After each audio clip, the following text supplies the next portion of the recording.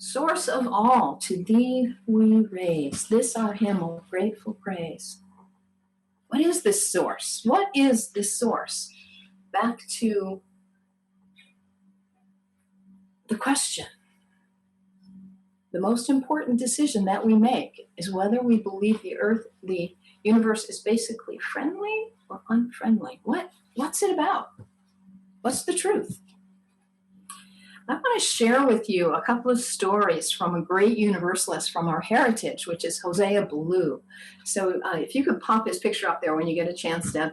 Hosea Ballou wasn't born in Vermont. Oh, well, but he worked here. He preached here. He was a circuit rider right in our area. There he is. So he throughout the late 1700s and half of the 1800s, he was the most influential universalist of his time. And whether or not he preached in Springfield, I'm not sure of, but he preached all around our area of Vermont. So let me tell you a story that he used to tell. Thank you, Deb. So he had a couple of stories that he would use a lot in his preaching. And the context of this is, in that time, there was a lot of preaching going on, a lot of conceiving of God as this judging force that was looking at humanity and saying, you, not good enough. You, you're okay. Nah, you're bad. And Hosea Ballou, John Murray, Olympia Brown, Lydia Jenkins, Quillen Shin, all of these amazing universalists said, no, this version of God, no, absolutely not. And here's a story that Ballou used to use to demonstrate what he meant.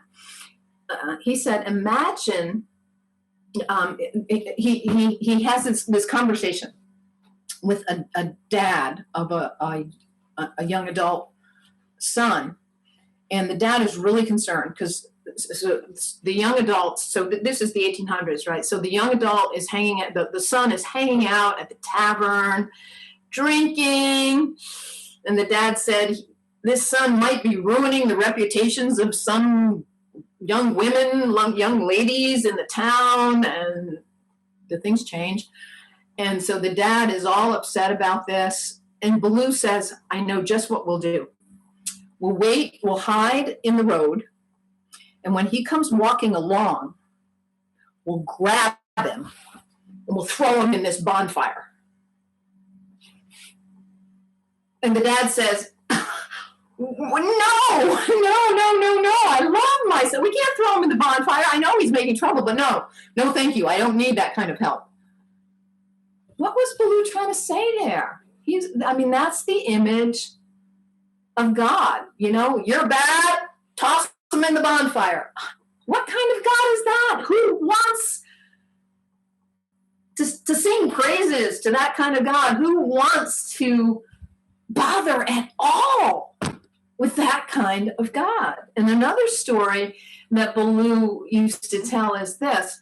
So there's a kid who falls in the mud, and he's just a mess. Ugh. And the mom takes him out of the mud, and she cleans him up. Now, does she love him now because he's clean? Or did she clean him up because he was muddy? What was her motivation for that? So again, the image that Hosea Ballou had of this source, this foundation, was love. Out of love, the source reaches out to help us when we fall in the mud, to say, hey, come on, let me help you. Not toss us in a fire, but help us out of love, not out of judgment, out of love. So the saying, the foundational saying of the Universalists is, God is love. And if you don't like the word God, and many people don't, it's gotten abused, it's gotten used for a lot of nonsense, let it go. Love is the source. Love is the foundation. Love is what it's all about. So I'm really grateful to Hosea Ballou and John Murray and Judith Sargent Murray and Olympia Brown and all of the other universalists who had the courage back then to stand up against this, what do you call it? This imbalanced, harmful concept of a judgmental God and held before us. No, the truth is love. Love is what operates the universe. Love is what animates the universe. So thank you for listening to my story. And we're going to say our affirmation. The affirmation was written by a universalist. Indeed, I love our affirmation. L. Griswold Williams, who served the church in Barre, Vermont. And the first sentence of it, love is the doctrine of this church. And when you think of a doctrine, you often think of a very complicated, long-winded set of principles. The doctrine which I grew up with, it went like this. We believe in God, the Father Almighty, creator of heaven and earth, and in Jesus Christ, his only Son, our Lord, who was born of the Virgin Mary, suffered under Pontius Pilate, was crucified, was died, and was buried. And on the third day, he rose again. It goes on and on and on and on and on and on. And it's a beautiful piece, and it's well thought out and has beautiful, beautiful sentiments in it, but it's very long. And that's what most doctrines are. They're long. But this is the Universalist doctrine. Love. Done. Everything else is subject to argument, but there it is. So join me in reciting our affirmation. Love is the doctrine of this church. The quest for truth is its sacrament, and service is its prayer. To dwell together in peace, to serve the needs of all beings to the end, that all souls shall grow into harmony with the divine. Thus do we covenant with each other and with the source of our being. Our affirmation.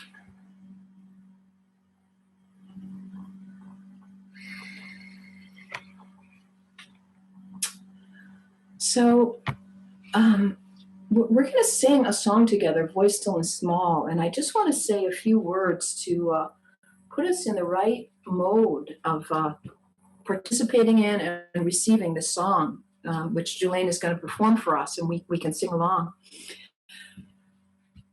So this song is really about that voice inside of you.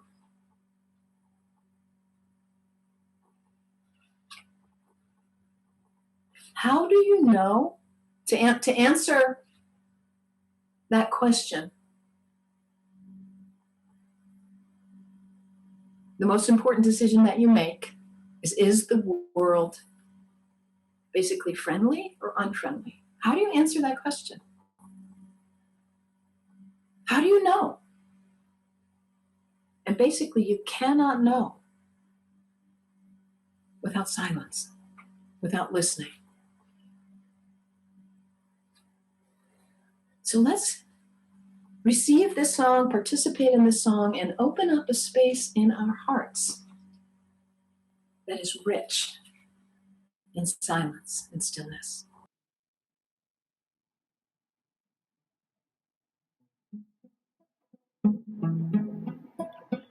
Voice still and small, deep inside all, I hear you call, singing.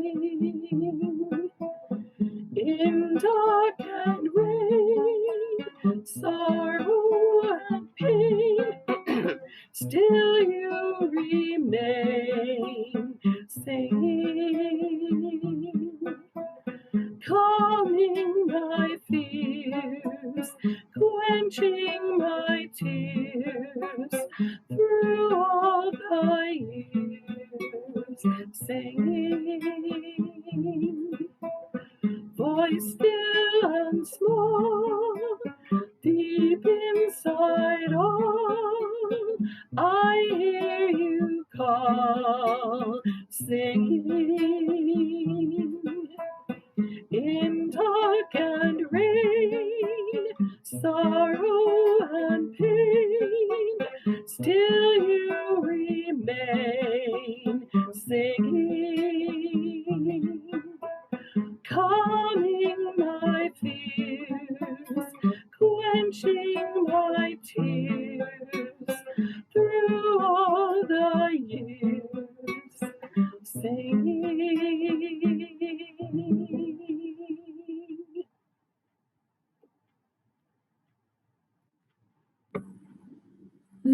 Thank you so much, Elaine. Voice still and small, deep inside all. That's Universalist. There aren't just a few people who have this special thing inside of them who matter.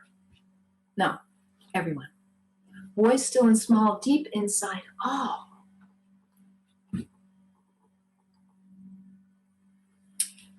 Deb, would you pop up the image of Olympia Brown, please?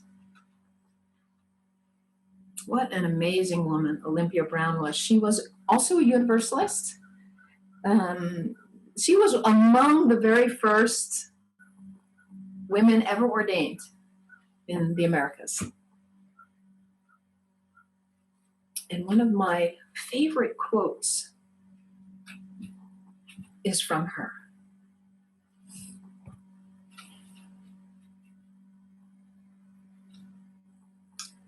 Stand by this faith, work for and sacrifice for it. There is nothing in all the world so important as to be loyal to this faith, which has held before us the loftiest ideals, which has comforted us in sorrow and made the world beautiful. Do not demand immediate results, but rejoice that we are worthy to be entrusted with this great message, that you are strong enough to work for a great true principle without counting the cost. Go on finding ever new applications of these truths and new enjoyments in their contemplations, always trusting in the one God which ever lives and loves. Here she is, Olympia Brown, always trusting in the one God which ever lives and loves. So she and Jose Ballou overlapped a little bit on this planet, and she was a pioneer. And when she was a little girl, she heard that hateful message, that concept that God is tossing some people into the bonfire and cherishing others. And as a little girl, she said, "Really?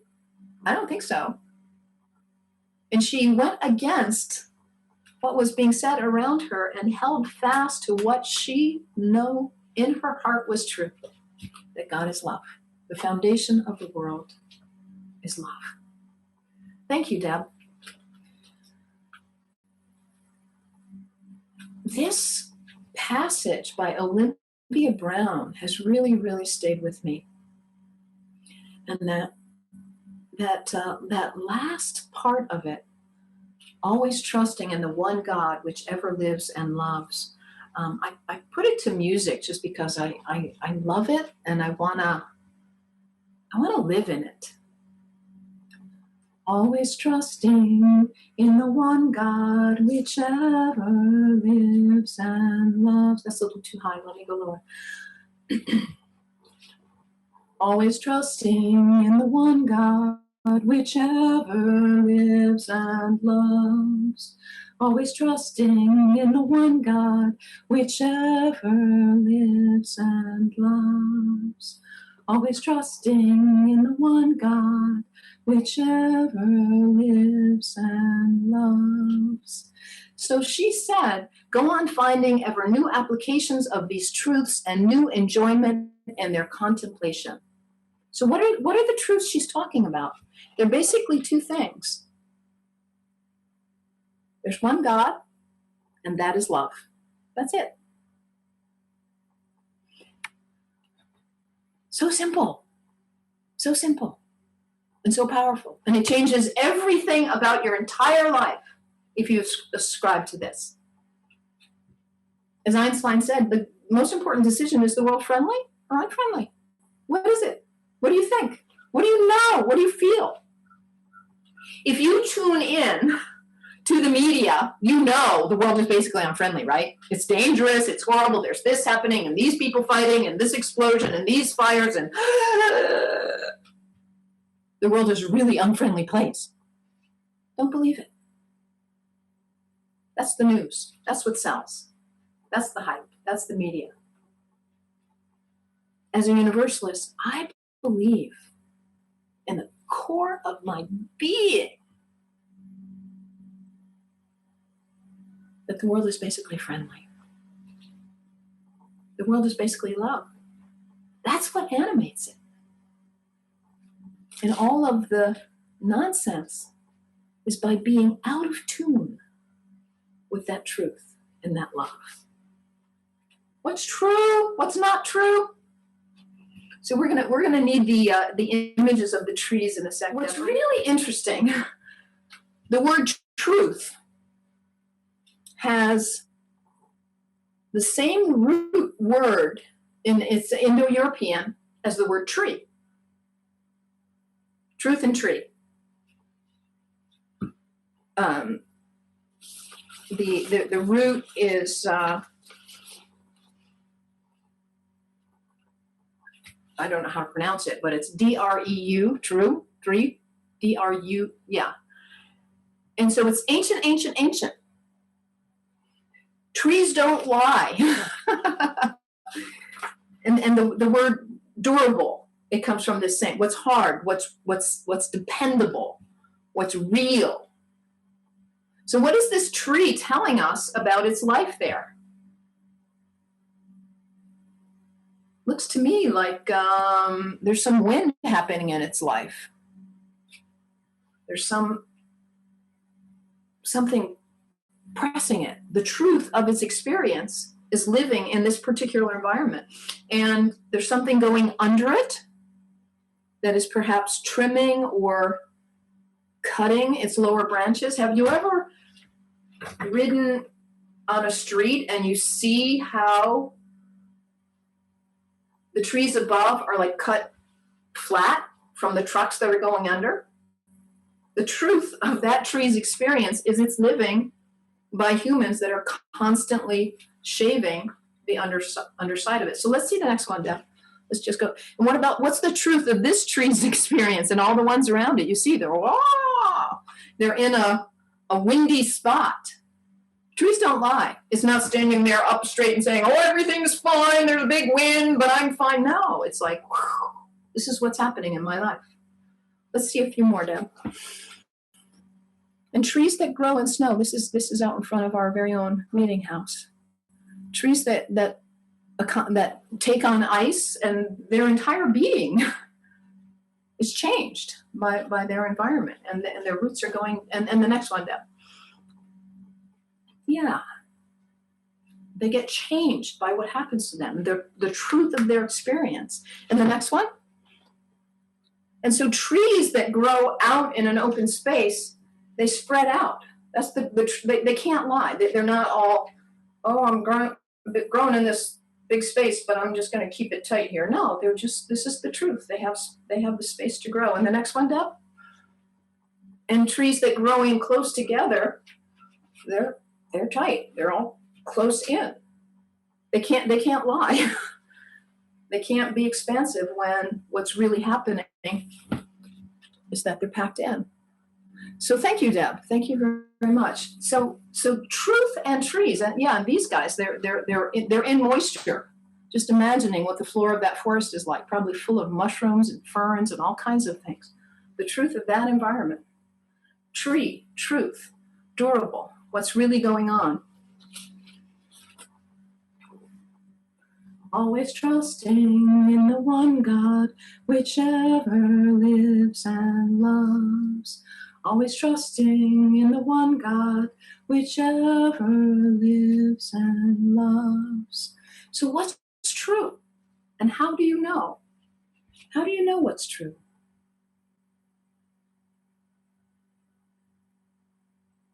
If you listen to the outside world, you'll get a lot of baloney. If you listen to the media, you'll get a very slanted view of what is true. But to listen to the voice still and small within you,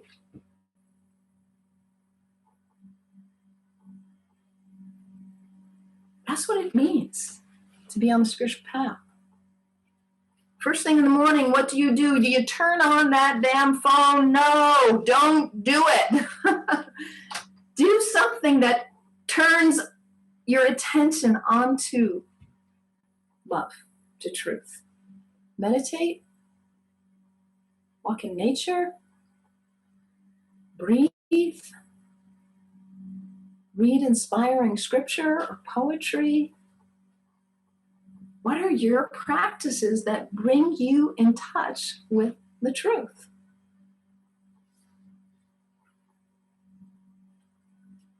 And being in nature is so helpful because nature doesn't lie.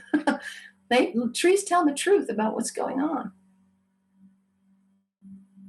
So to be in their beautiful, inspiring presence is soothing to us. It's so helpful.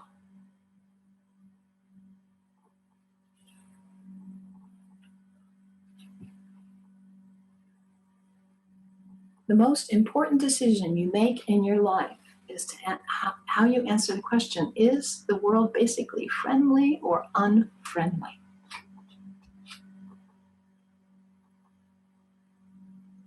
What about you?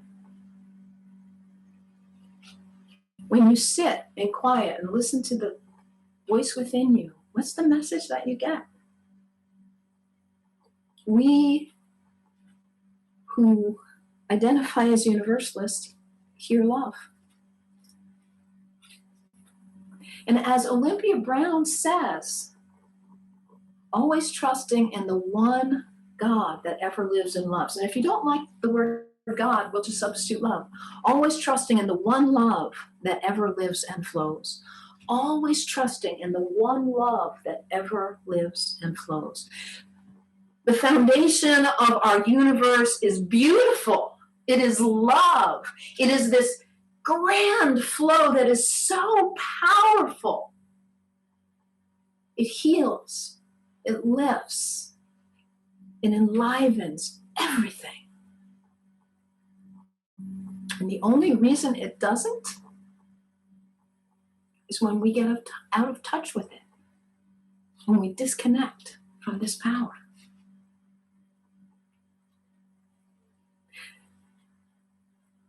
So what about you? What are you saying yes to? What we do with our attention is everything about our lives. If you believe the world is basically unfriendly, everywhere you go, you say, oh, this happened and that, and this terrible news, and but you have a choice. All that stuff is happening for sure, but you can put your attention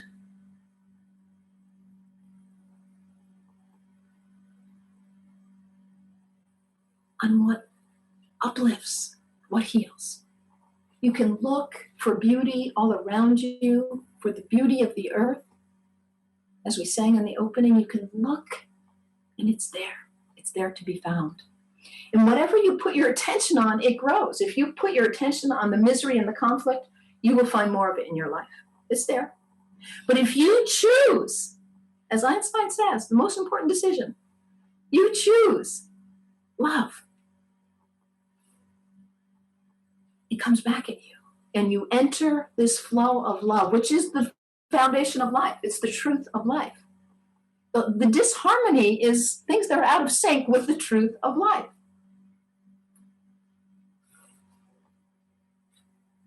I had so many possible titles for this sermon. One of them was the one I sent in, which is an antidote to our anxieties. Because if you tune in to all of what is in the media, you will be an anxious mess, so don't do it. But if you tune in to the voice within your own heart, if you tune into nature, if you tune in to the people, the beings, the animals around you, you enter that flow of love. As Olympia Brown said, the one love which ever lives and flows. It's there. It's always there. Every moment of our day, it is there for us to tune into or not. And as Einstein said, it's everything about the experience of your life. What do you choose? It's your decision. So what do you say yes to? You can say no to lots of things. Oh, that's wrong, and no, that shouldn't be happening. Fight, fight, fight. And it's good to choose a few battles. But to live with a great yes, yes to love, yes to kindness, yes to compassion, yes to generosity, yes to humor, yes to listening, yes to caring. What are you saying yes to? How much of your time do you spend saying no, no, no? And all the anxiety that goes with that fighting. I invite you to say yes more. Go through your day looking for things to say yes to. Enter that flow of love, which is always there. It is the foundation of the universe. It is what animates the world. And you have that choice every moment of every day to fight or to flow in love. What's the truth? And what are your spiritual practices that help you listen to the voice within you? I can't tell you. Hosea Blue can't tell you. Vernon can't tell you. Only you can tell you. As Einstein said, it's your decision. It's your decision.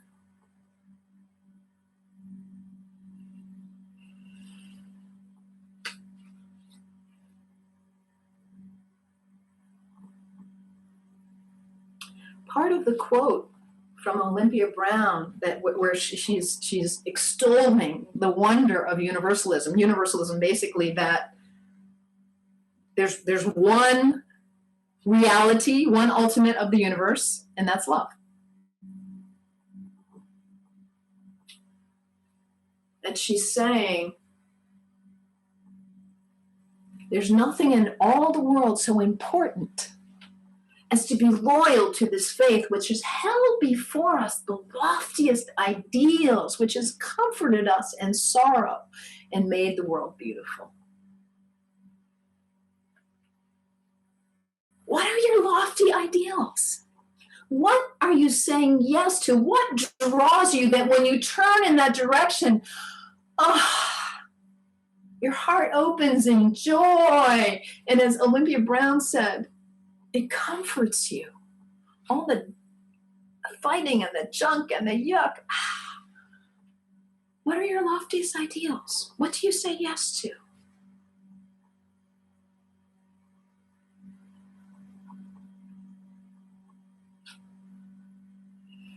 And all of this is not an idea in the head. It's not a theological argument. It's not a long-winded, complicated philosophical or theological construction. No. Just like the tree, the knowledge is inside of you.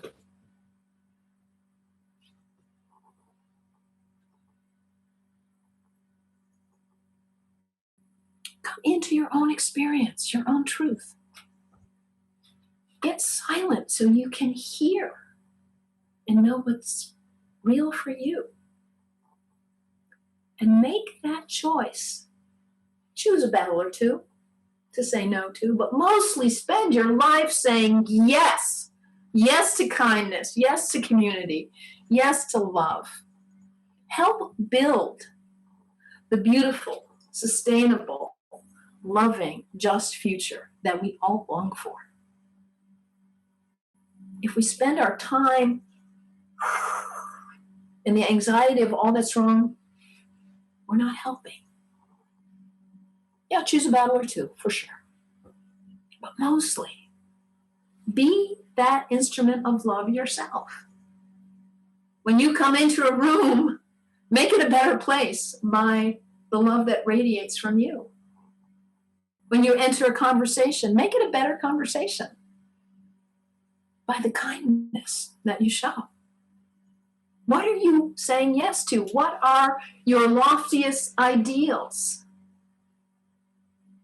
What do you know in the depth of your heart when you sit in nature, in silence?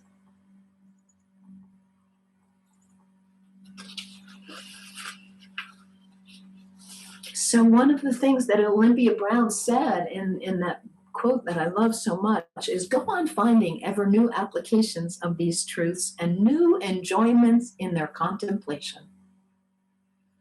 That's our job. Universalism isn't a dead old thing. It's for now. It's for now. Go on finding ever new applications of these truths. This truth that there's one source. There's one ultimate in its love. And it's for everyone. What are the applications for right now for that, for universalism, for this great ideal? How can you live it in your own life? How can you make the world a better place by finding new applications of universalism, of love? That's the challenge I want to leave you with. So we have, let's just have a little time for meditation and prayer, because that's the gateway to the truth. It's not out there. You're not going to find it online. You're not going to find it in a conversation with somebody, maybe, if you're lucky, some insight. But it's right here. It's inside of you. So let's just have a short time of meditation and prayer. For most of us, our mind tends to wander. And so to keep the mind from wandering, we can fix it on something. That's the point of rosary beads and beads. It helps us keep the mind from wandering. And for many people, the breath. So just notice your breath.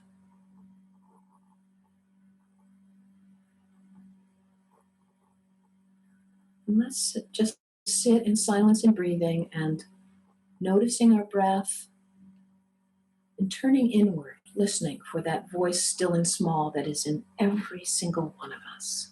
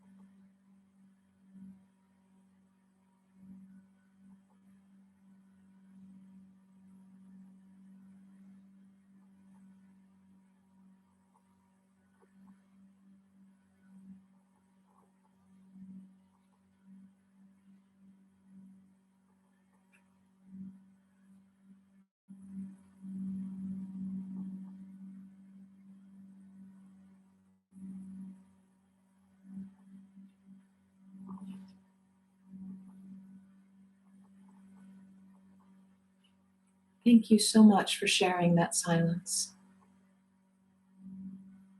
And join me now in a time of prayer and meditation.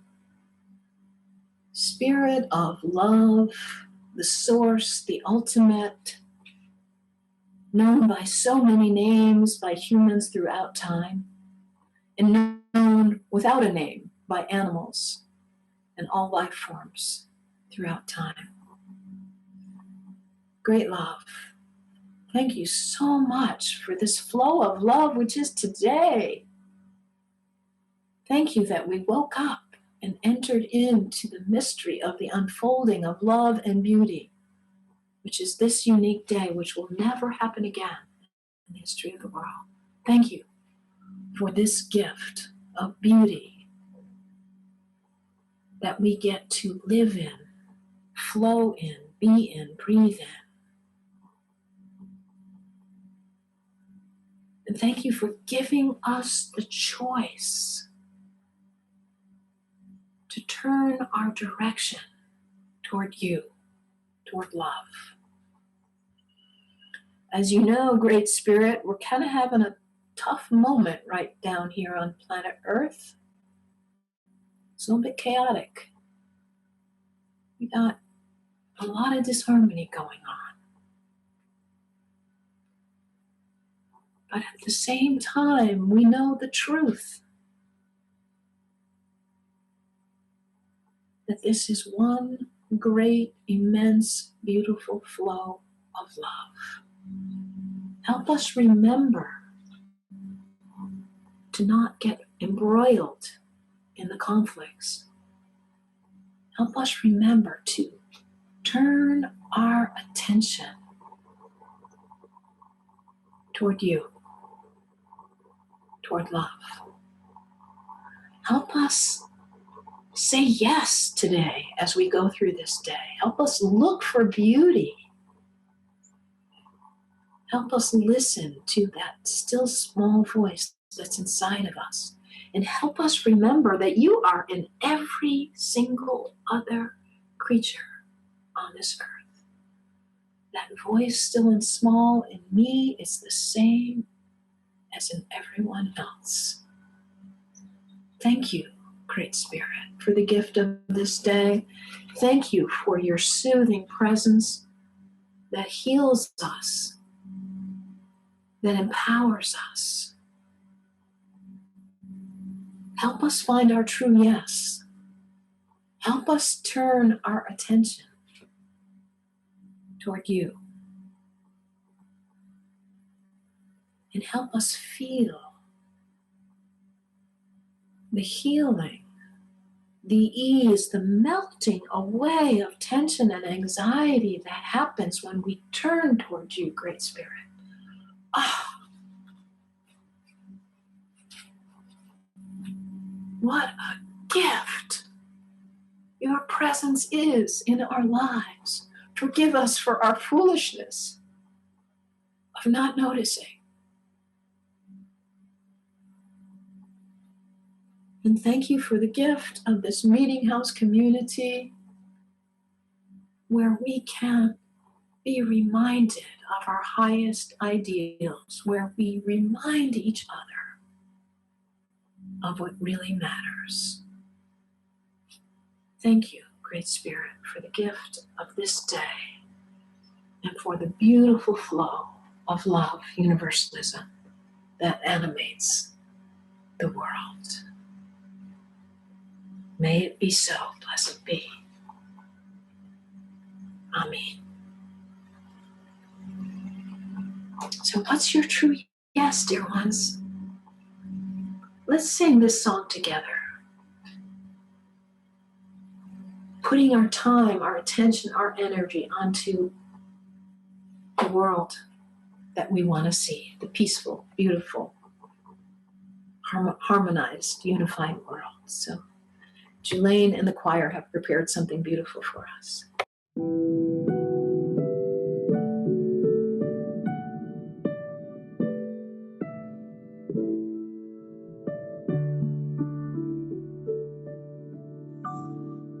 We would be one, as now we join in singing our hymn of love, to pledge ourselves anew.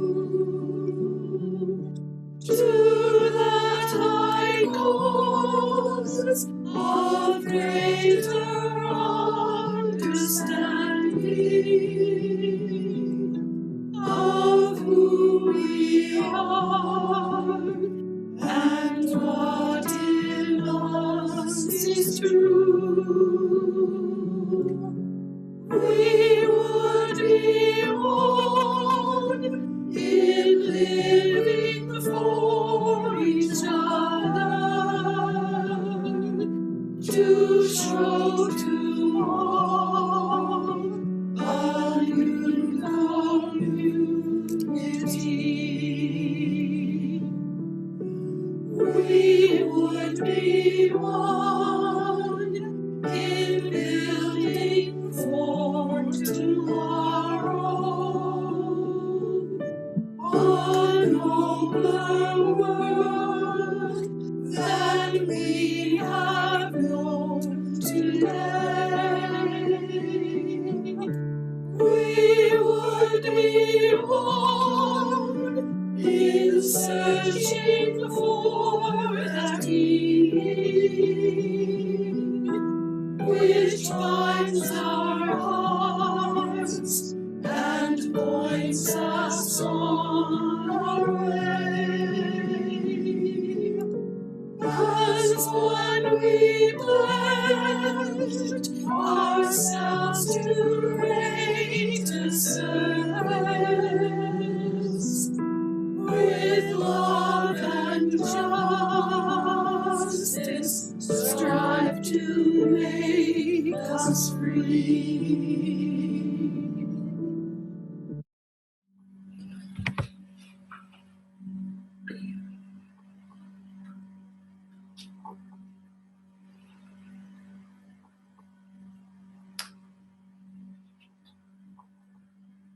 Go on finding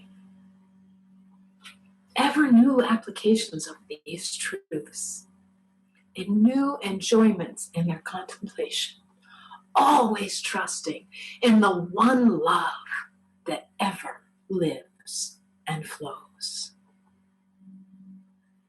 If you have found community here, treasure it. And if you have found challenge here, and I hope you have, go and sit quietly with what is stirring in your heart. And if you have found hope here, take it out into our beautiful and bruised world that needs you. You saying your true yes. You being a flow of love. May it be so. Blessed be. Amen. Let's just extinguish the chalice and close the service. So there we go. And let me share a quote from Thich Nhat Hanh.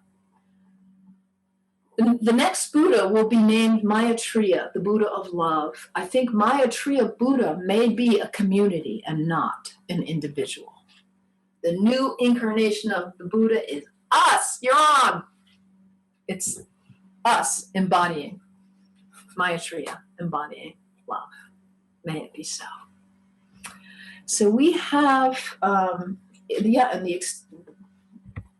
the chime.